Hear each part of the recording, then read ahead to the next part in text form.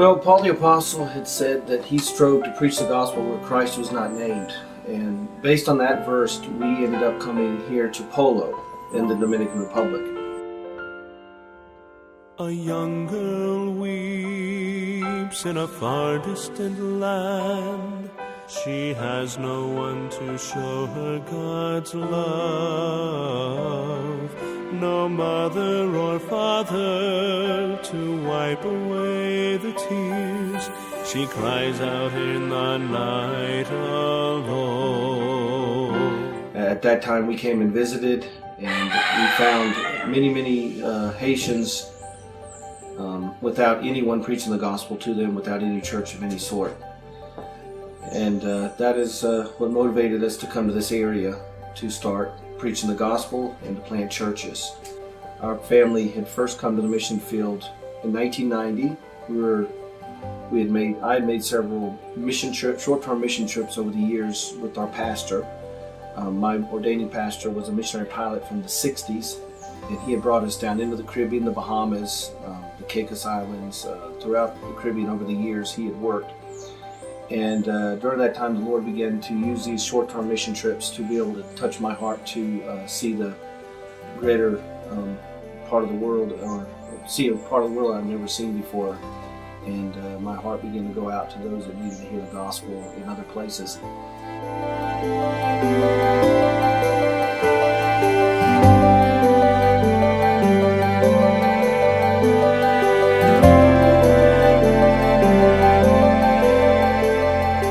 Plus, I like to learn languages, and I began to learn the Creole language in the first place that we went to. That was in 1990 in the Turks and Caicos Islands. There we started the Trinity Baptist Church, and from there, after meeting Haitian people there, we went to Haiti in 1992, like I said, and in 1994 we came to Polo, and we ended up working since 1994 to the present date, 2012 year.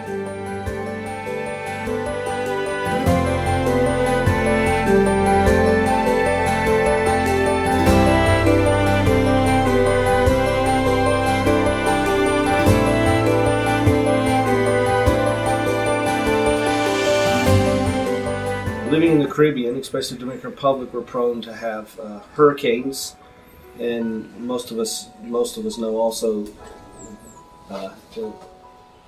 the island has earthquakes, and we've had the big earthquake a couple of years ago in Haiti, of course, and our mission was able to get involved with that as well in providing disaster relief. We coordinated back in the States with people to donations. We're able to ship those supplies in, distribute those to the places that we need to go.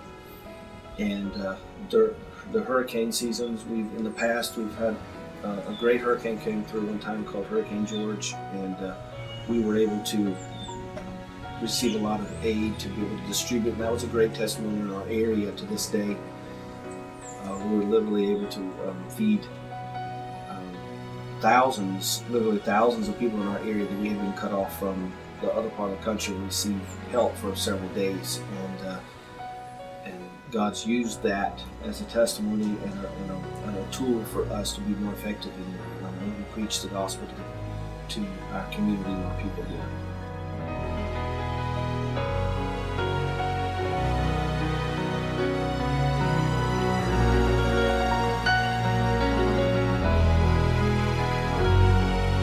Yes, I definitely would encourage people to experience a short-term missions trip somewhere in a third world country. I believe that has great benefits because you're putting yourselves in a culture that's so much different from the culture in which you came, and the idea is to stretch yourself. And when you stretch yourself and when you're in a situation that is uncomfortable, you're in a position where you can depend on God. And when you begin to depend on God more, your relationship with Him begins to grow stronger and deeper. And you can't ever know what you're missing until you take yourself out of your home place, out of your comfort zones, out of your routine. and you should go on a mission trip expecting to be hungry or thirsty or tired or uncomfortable, but all of this all adds up to a greater experience, an experience that I guess maybe I would say kind of the harder it is, the better it's going to be,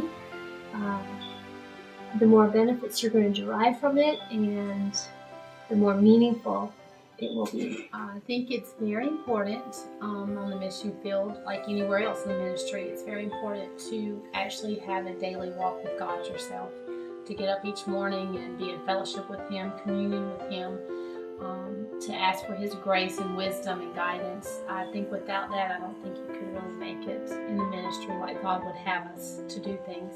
So that's the first thing I would say is very important.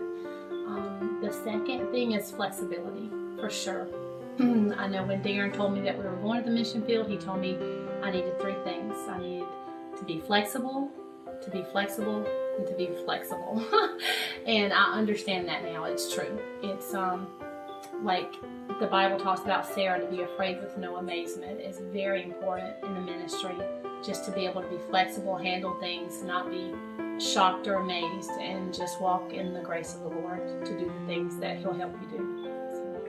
That's, I guess, the biggest advice I would have for someone who's considering maybe working in missions.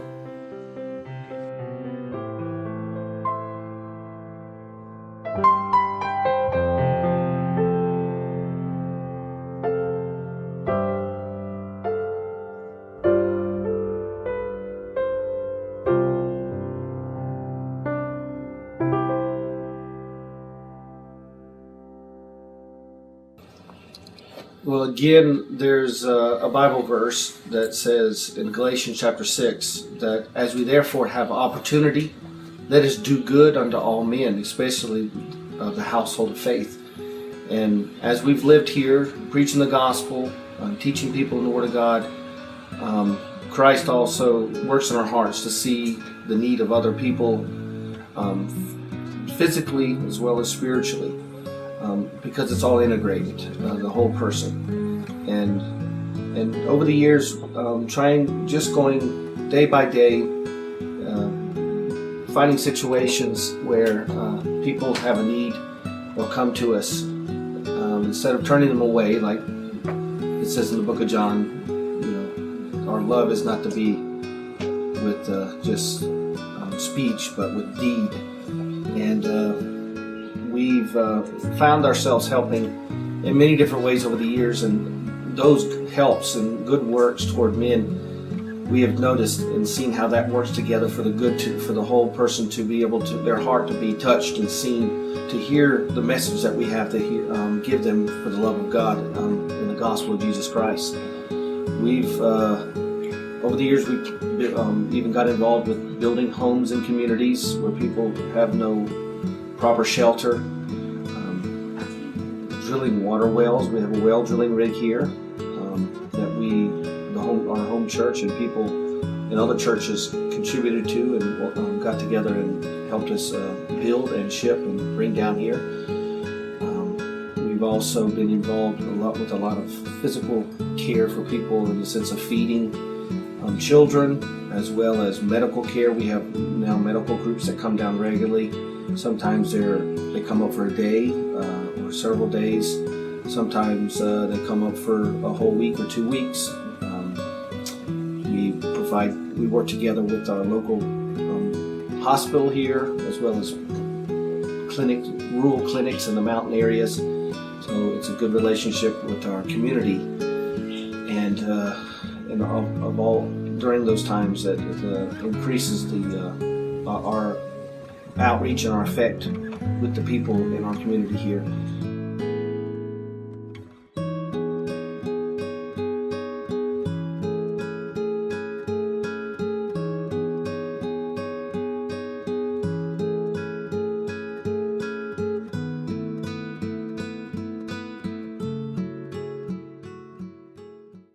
Okay, today it's about 6:30 in the morning. We're heading from Polo over to Himini to the Kadasha orphanage we're taking of 2 orphan children that lost their mother this last week in Polo. This was the lady that we had taken to the hospital that was very malnourished, but she didn't make it, and we had her funeral earlier this week. So we were able to go through some paperwork with the court here in Polo, and we got the permission there for them to be moved over to the orphanage in Himini, where Brother John Hanley and his wife Melissa has an orphanage. It's also a hospital, the Good Samaritan Hospital. The orphanage has a facility to receive 60 children. I think they're around 35 children now. And we have Manus, which is a 13-year-old Haitian girl, and her sister, which is Evelina, and she is 9-year-old. And we're taking them over today. They're a little bit nervous about leaving and not knowing for sure where they're going, but we've been praying that everything will transition smoothly for them and they'll have a lot better future. Just recently, we just took a couple of orphans this week. The mother had passed on, and we were able to link up with another mission here in the country that took in children, and we were able to take those children to a place to be able to live.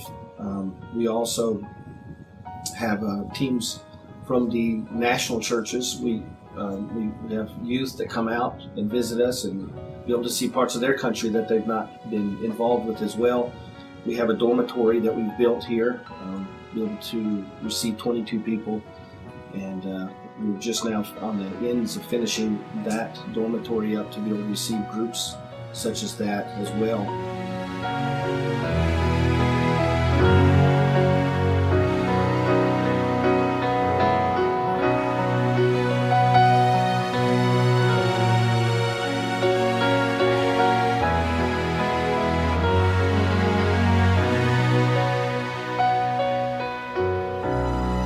First of all, I'm very thankful that I'm from a missionary family. I've had opportunities that many people haven't had, and I just feel very blessed and very thankful. It is different. It's definitely a very different life. It's not what normal teenagers grow up as. But I've had lots of, I've gotten to travel a lot and got to see a lot of things. And most importantly, I've grown up in a Christian home and a Christian family. And I've had that influence in my life, and I have now, when you're younger, it's an influence of Christianity on your life, and then it comes to a point where that influence, where you make the choice of whether that Christianity is going to be a part of your personal life and not just what your family is, And so I came to that point in my life, and I chose Christ, and He chose me, and I received Him into my life. And from that point, you're not just a missionary kid, and you're not just a daughter of a missionary, but you yourself, as a Christian, you're also the missionary. And so I've been able to reach out, and as a missionary child, and having the opportunity of already being here and doing, ministries, not your own, because all our ministries are for the honor and glory of the Lord. But I've had the opportunity to work in a lot of different areas and a lot of different people. And I want young people my age to know that just because you're young doesn't mean that, God can't use you in a great way. He can still use you. You don't have to have, a college degree, or you don't have to be some big person or a full-grown adult. God can use anyone and everyone who's willing to be used. And so I just want all of you guys to know that God can use you, and He will if you let Him. And you just have to keep walking with Him daily and giving your life over to Him constantly.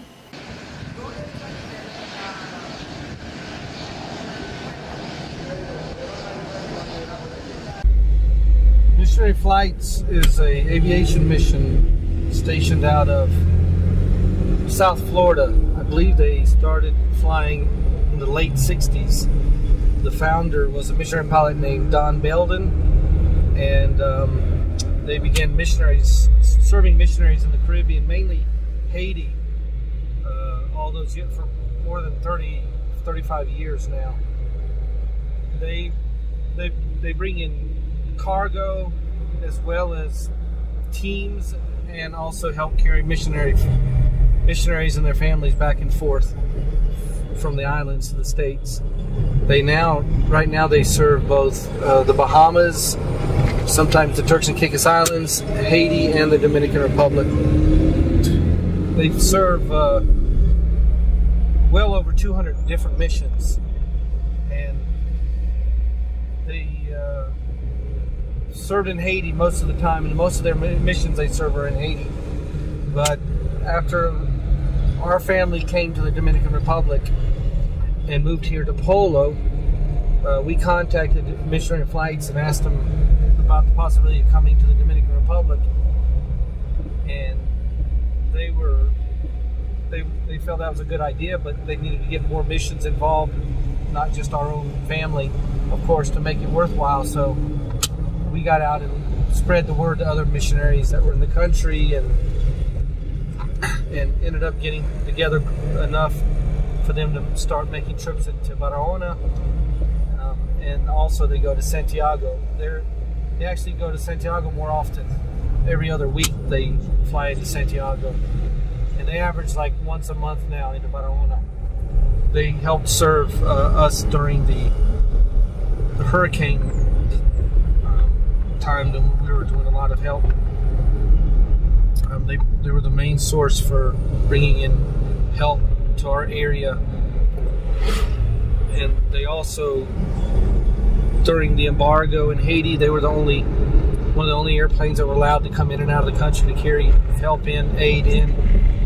And after the earthquake, they did extensive help on carrying cargo to those in Haiti that needed help, and missions that were working there as well as teams. So today they're located in Fort Pierce, Florida. They have their own hangar, and that's where they fly out of each week.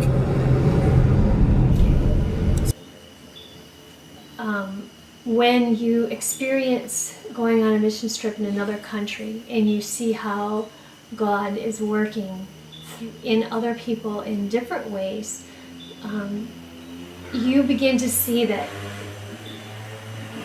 the power of God, and that He is independent of us. He doesn't need us to do His work. He does His work, and He chooses to use us. And I believe that when you go on a short-term mission trips, you start to get an idea of this.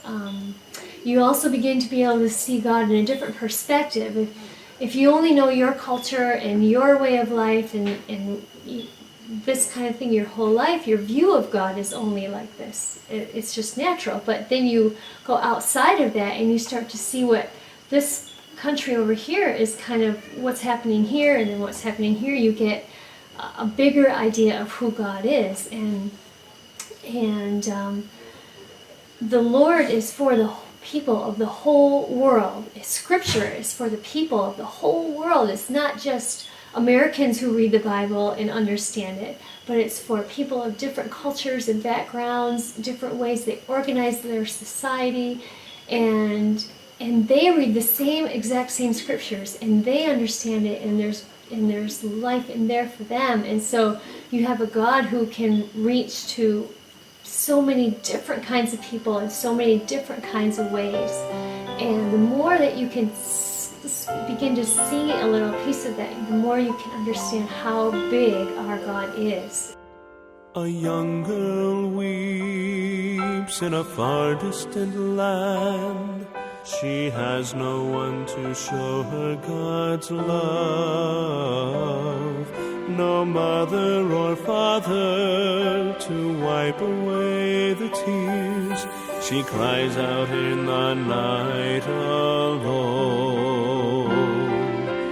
Bury my heart on the mission field, Lord. I'll go to dry that young girl's tears. I'll serve you no matter where the path may lead. Lord, please bury my heart. A mother grieves for her starving child. She has no shelter from the cold.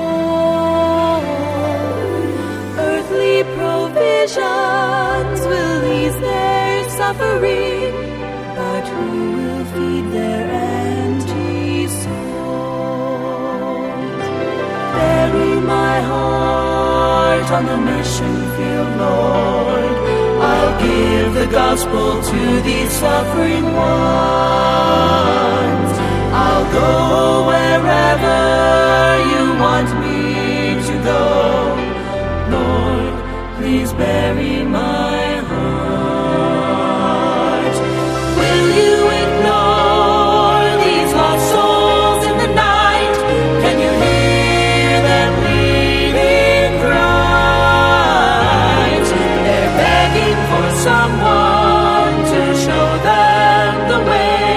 We must go before another one dies.